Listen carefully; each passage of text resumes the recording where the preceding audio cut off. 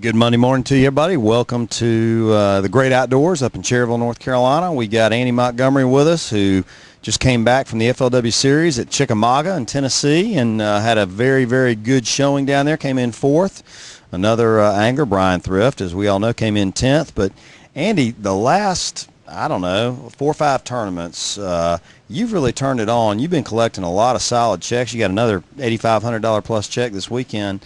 Tell us about Chickamauga. You know, a lot of people think that's one of the better lakes in the country. Yeah, and we fished it at the worst time of the year, so what we caught is not, does not showcase what the lake is capable of. I think we're going back there next spring, and you'll see a lot of 20-pound bags, but still, it took about 14 a day to win over a 4-day tournament. That's pretty strong. What was the dominant pattern for you throughout the 3-day event? I caught 90% of mine flipping milfoil mats that had matted up. I caught a few on a chatterbait, but most of them was caught flipping milfoil mats. What was something about the lake that really surprised you didn't expect to see? I know a lot of our guys in this area haven't fished that fishery a whole lot. Yeah, well, it's a Tennessee River lake. And all Tennessee River lakes are pretty much the same. You can go all the way from Kentucky Lake to Gunnersville, to Pickwick, Wheeler. Anything on that Tennessee River line is pretty much the same. The way they set up a lot of river bars.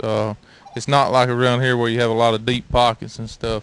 Once you get off the main river, most things is really flat. You don't have a lot of channels going into little pockets and stuff. But like I say, all Tennessee River lakes are pretty much the same.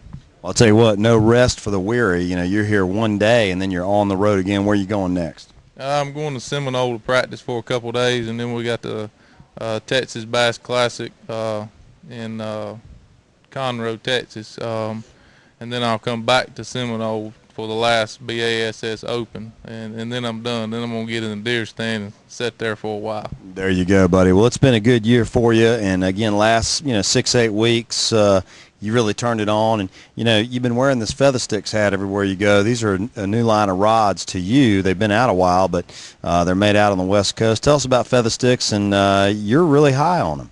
Oh yeah, I hadn't got but a few of them yet, but I've caught a lot of fish. I've had a really good last couple months, and I've caught a lot of fish on the Feather Sticks rod. They're really, really good blanks. The finishing company that's finishing them is doing a great job finishing them, and they're starting to ramp up production, and you're going to see a lot of them on the East Coast pretty soon. I'm pretty excited about it.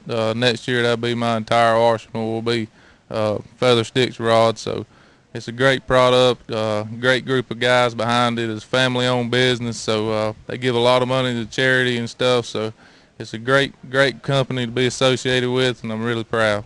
If you want to get some more info on them, you can go to www.feathersticks.com, I believe. Yeah, it's Feather Sticks, not feather. So, when you say it, a lot of times you get confused with the feather. It's F-E-T-H-A. That's right. That's right.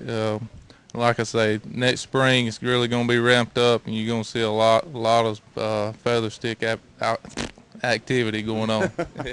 Yeah, it's a tongue twister. Hey, we appreciate you joining us. Good weekend for you, Andy. We'll look for you down at Seminole, and hope you do well down there. And folks, it's always good to be up in Cherryville. If you're around this neck of the woods, make sure you come by the Great Outdoors. It's a great facility. Have a great week and a safe weekend on the water.